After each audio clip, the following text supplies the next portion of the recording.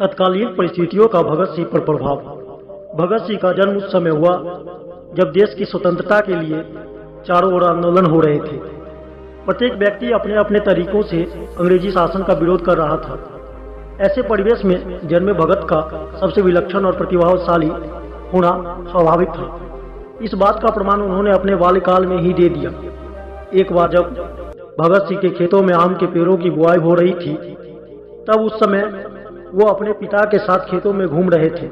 अचानक उन्होंने अपने पिता की उंगली छोड़कर खेत की मेड़ पर तार के तिनकों को लगाना यानी कि रोकना शुरू किया। जब उनके पिता ने उनसे पूछा कि भगत ये तुम क्या कर रहे हो, तो उन्होंने जवाब दिया कि मैं देश को आजाद कराने के लिए बंदूकें बो रहा हूँ। भगत सिंह पर अपने चाचा सरदार अजीत सिंह का प्रभाव पड़ा था, क्योंकि अपने सभी भाइयों में अजीत सिंह ही सबसे ज्यादा क्रांतिकारी विचारों के स्वामी थे।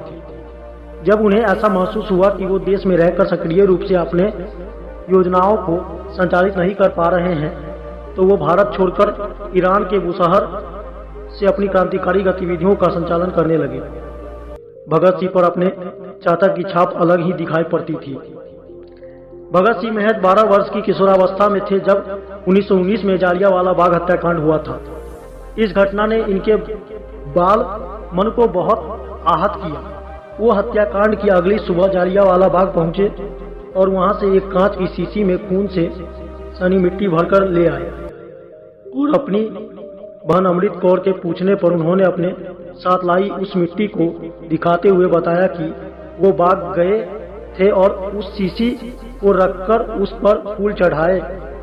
भगत सिंह प्रत्येक दिन नियम से उस पर फूल चढ़ाते थे।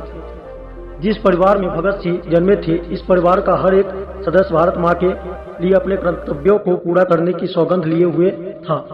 उनके मित्र सहयोगी भी उसी पृष्ठभूमि से थे और उनके आदर्श नेता लाला लाजपत राय और चंद्रशेखर आजाद से थे। ऐसे में भगत से देश सेवा की आशा न करना खुद से बेईमानी के समान थी।